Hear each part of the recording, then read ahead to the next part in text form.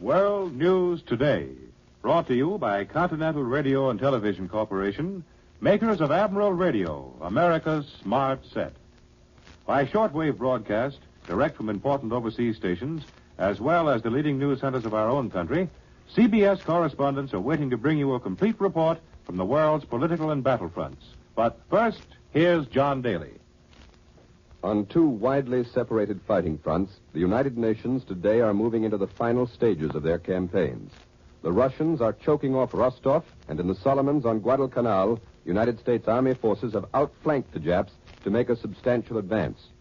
In North Africa, bad weather is once again holding up operations, but we are using that lull to good advantage, consolidating our positions in central Tunisia and checking the German drives around Pont-du-Phare.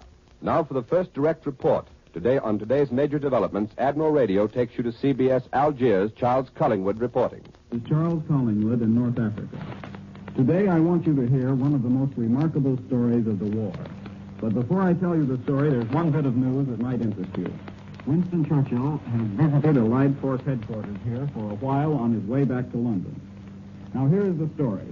It's the story of Lieutenant Bernard Gillespie, an American bomber pilot from Gila Bend, Arizona. Briefly, this is the story. Lieutenant Gillespie was bombing Gaza. In the blaze of anti-aircraft fire, his plane was set on fire and exploded in midair. Somehow, Gillespie got out and parachuted to Earth.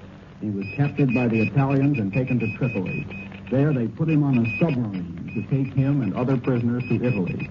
In the middle of the Mediterranean, the Italian sub was attacked by a British plane and sunk.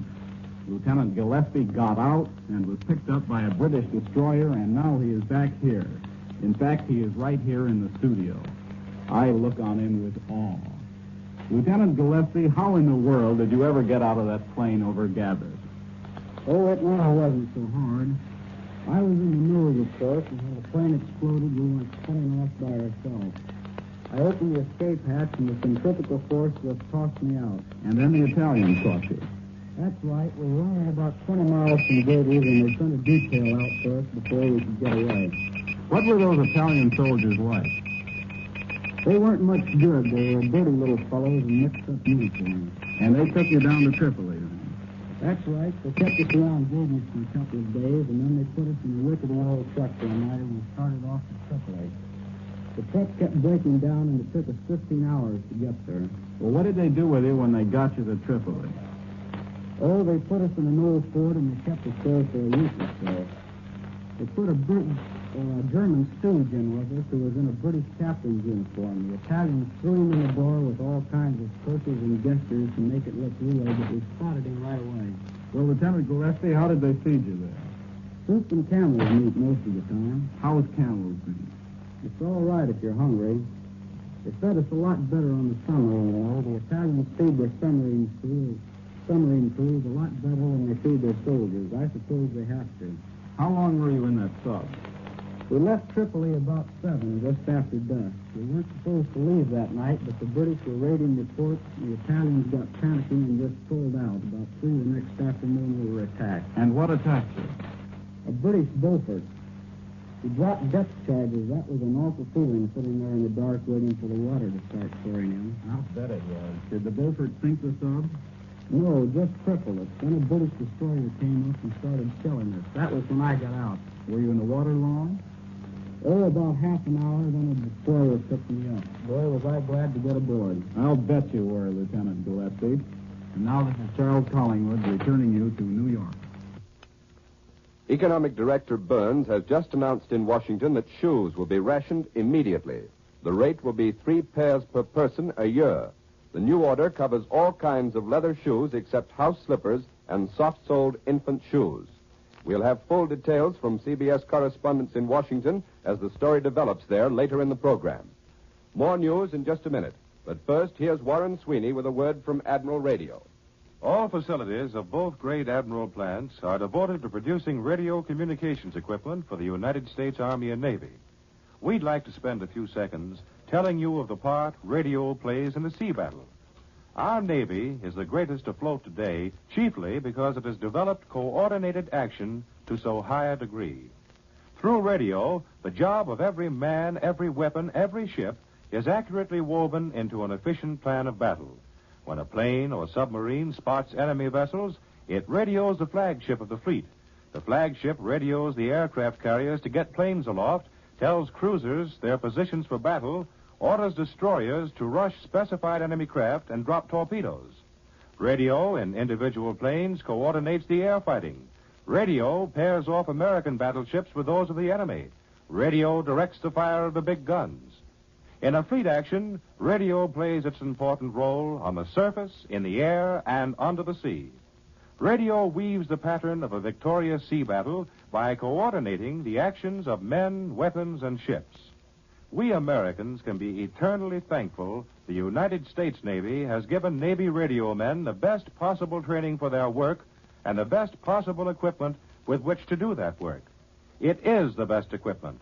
Admiral is sure of that, for Admiral is building Navy radio and knows the high standards which must be met and are being met by the same workers who produced the high standard radio of peacetime, Admiral, America's smart set. Now here once again for Admiral Radio is John Daly. In the Southwest Pacific, our flyers have scored an impressive victory over Jap planes in the New Guinea area. For a direct report from that war zone, Admiral Radio takes you now to CBS Australia, William J. Dunn reporting.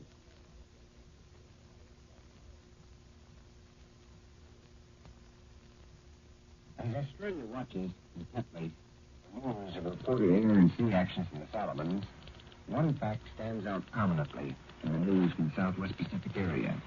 That fact being the unmistakable increase in Allied air attacks on Japanese bases northeast of this continent, from which aid might be directed to an enemy force further south.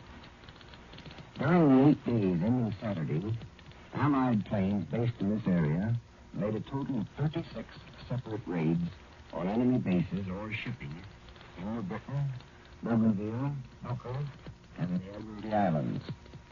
This is almost double the number of raids on similar bases in the preceding week and covers a much wider area than has been the custom in normal operations.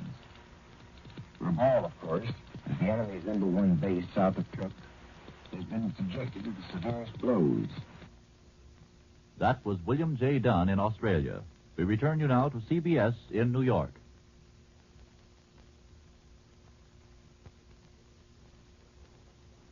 The biggest news in England is that Prime Minister Churchill has returned home after conferences in Casablanca with President Roosevelt, conferences with the Turks, and a visit to the British Eighth Army in Tripoli.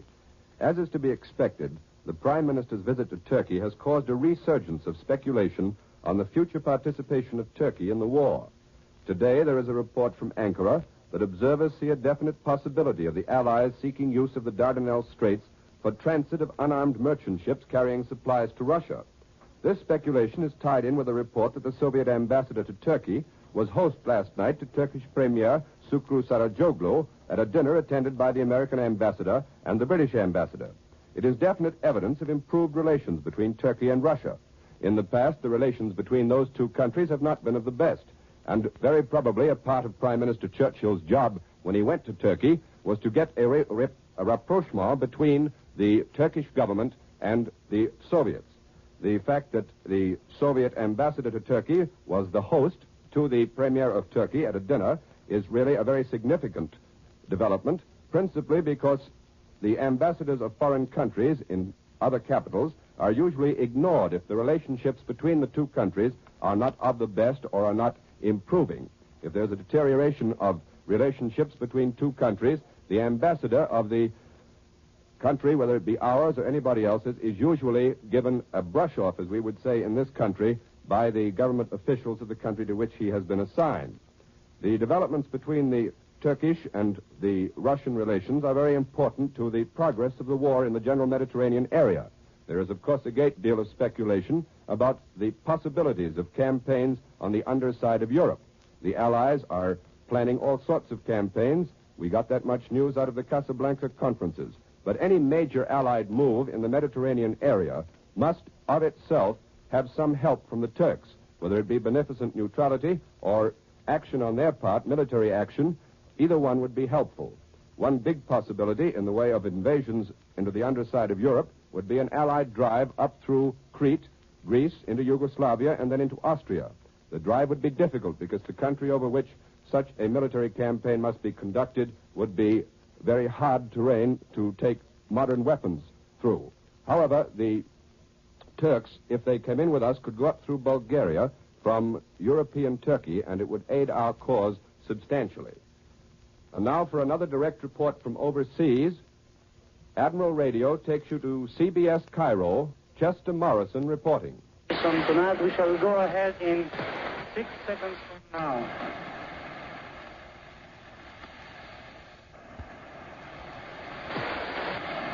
In the last war, I spent a lot of time in a seacoast town at home that was a port of call for transports bringing troops a long way around to Europe.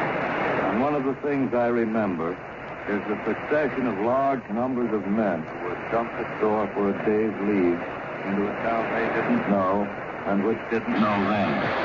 The town, being an old town, accustomed to the antics of our own fleet on leave, found it no remarkable circumstance that a lot of homeless, lonesome military men, restless after a long voyage, should appear overnight out of nowhere and depart 2 days later. To the men, it was high adventure. To the town, it was routine. To preserve its own sanity, the town pretended the men were not there. And usually, when nobody paid any attention to them, the men went away somewhere else. But I, among thousands of others, never will forget a sign sticking up from the lawn of a park in that town. It read, "Sailors and dogs, keep off the grass." Something of the same kind is happening here. This is an even older town than Norfolk, Virginia. And from time to time, thousands of soldiers have passed through it. Phoenicians, Romans, Greeks and Arabs and French and British, even Americans. I had lunch today with a soldier whose complaint must have sounded in this strange city centuries ago as it sounded in Norfolk in 1917. "I've got the dough," the soldier said, "and back home I could go into any hotel I wanted to. But here, just because I'm a private, they tell me they have no rooms." And from there, it's an easy step to a blanket indictment of all the factors responsible for the thing he was complaining about. Some of this kind of complaint will bounce back to you people at home sooner or later. Don't let it worry you. When our boys here get used to routine hardships, they won't mind the experiences they're having now. This is Chester Morrison returning you to CBS New York. Back across the Pacific, another American fighting man, a submarine skipper, is standing by to tell us of his successes against the enemy. Admiral Radio takes you now to CBS Honolulu. Webley Edwards reporting.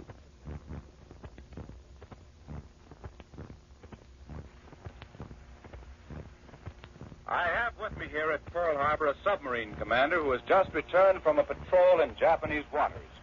He is Lieutenant Commander David C. White of Detroit, Michigan, who is now a veteran of several successful patrols against Japanese warships and supply ships in the Pacific. Commander White, what luck this time? We had a short but very active and interesting trip. It started out by sinking a nice-sized cargo ship one night, and later we tangled with a convoy which took the remainder of our torpedoes. Could you tell us about that cargo ship, Commander? Yes, we were conducting an offensive patrol in the Yellow Sea.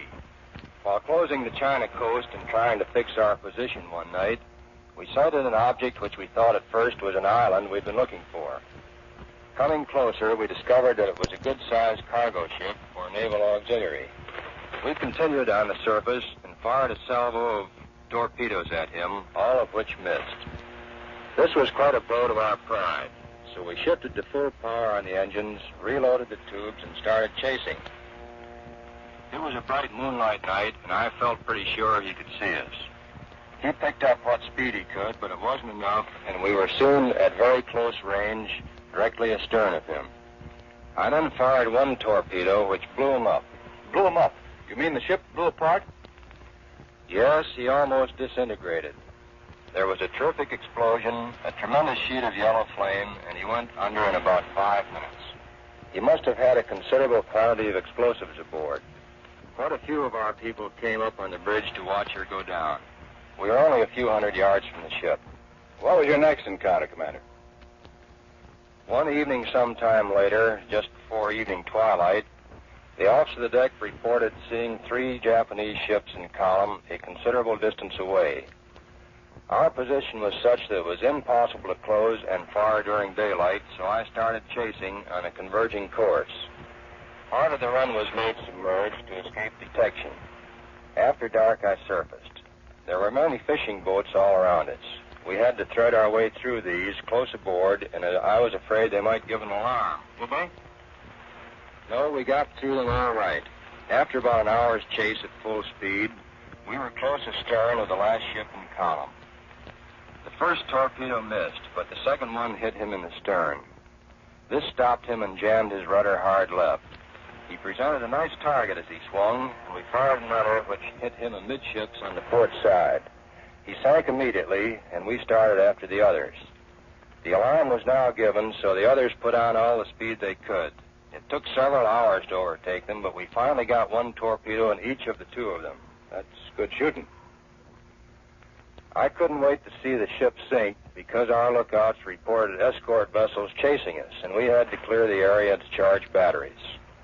Commander White, I happen to know that you've been twice decorated for your aggressive attacking and sinking of enemy ships in the Pacific. Could you tell us about some of your other patrols? Well, we've sunk some ships and we've damaged more. The Pacific used to be a pretty big ocean to us, but now it's like our own backyard. We operate from one end to the other without giving the matter a second thought, and that involves miles, thousands of them. Commander White, they tell me that once you men get into the submarine service, you wouldn't change over to any other service for anything. Why is this so? It's hard to explain, but it's true. It's not the softest job in the world, but there's a lot of satisfaction in it. It's certainly been gratifying to work with such a fine bunch of officers and men as I have on my ship. They're really wonderful, these boys. I wish I could tell everybody what these men have to undergo and how they do it with light-hearted cheerfulness and courage. Of course, every submarine commander thinks he has the best crew in the world, but I wouldn't want to trade mine for any. Commander, I know that Mrs. White in San Francisco and your parents back in Detroit will join me in adding a word to that. We're glad that our submarines are commanded by men like you. As the Navy men say, well done. This has been an interview with Lieutenant Commander David C. White, Commanding Officer of the United States Submarine, just returned from another successful Pacific patrol. This is Webley Edwards at Pearl Harbor. We return you to CBS in New York.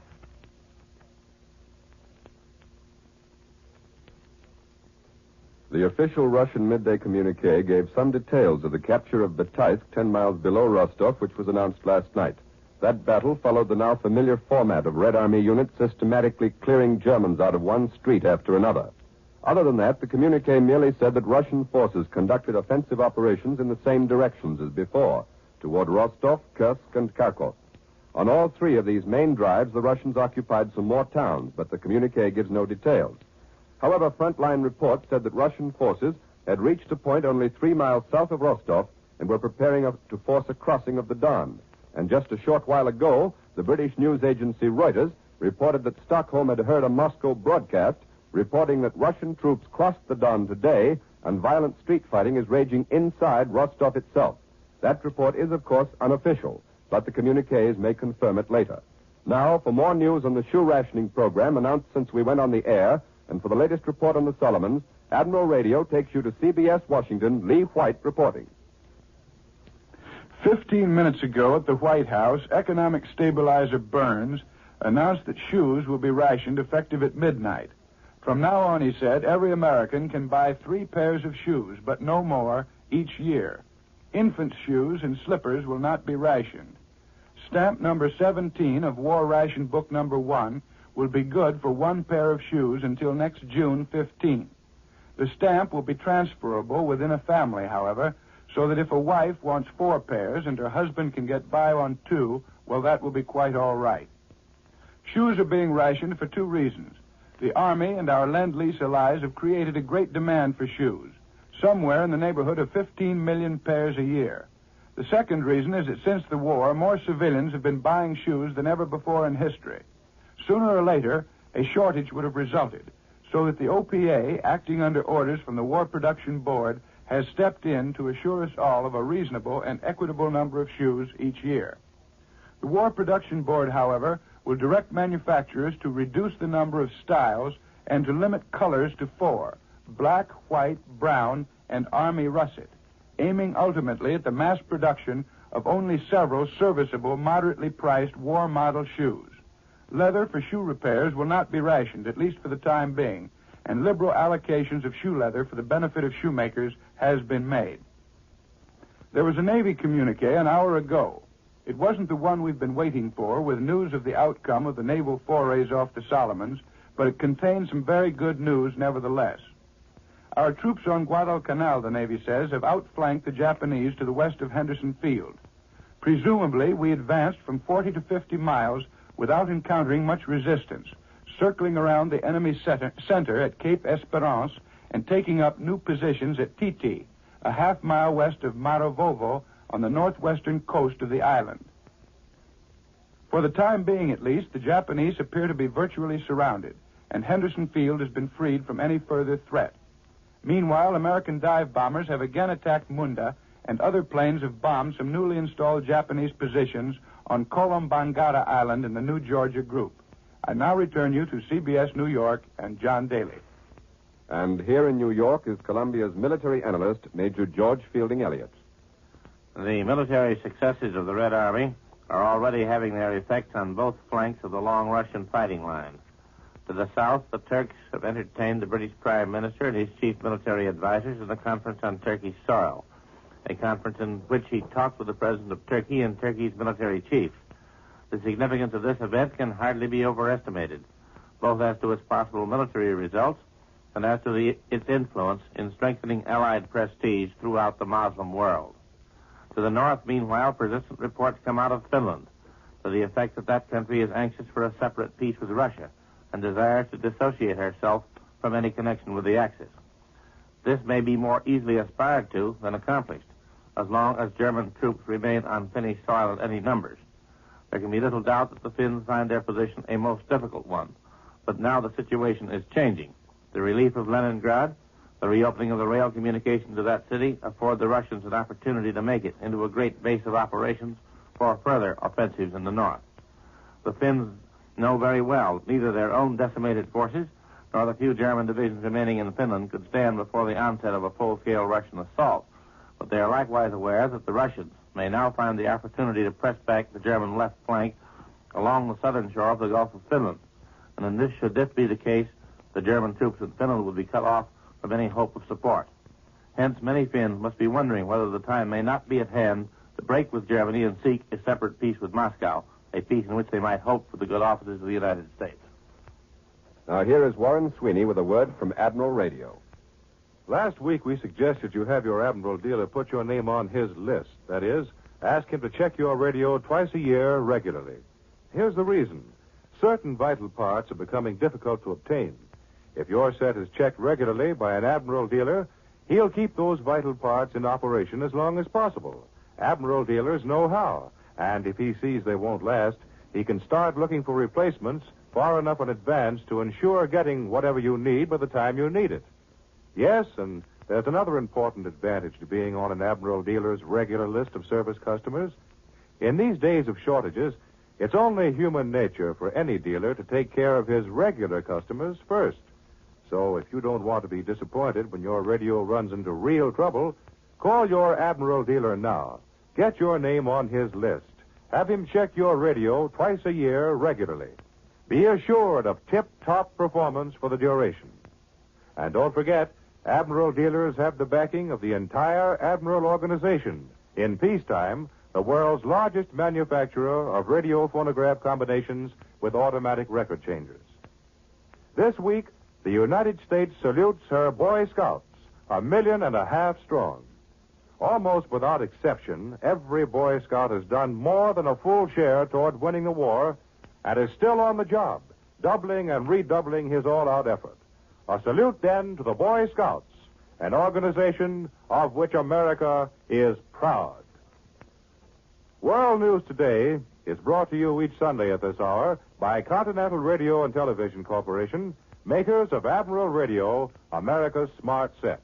Be sure to listen again next Sunday when Admiral brings you World News Today by shortwave direct from the leading news centers of the world. This is the Columbia Broadcasting System.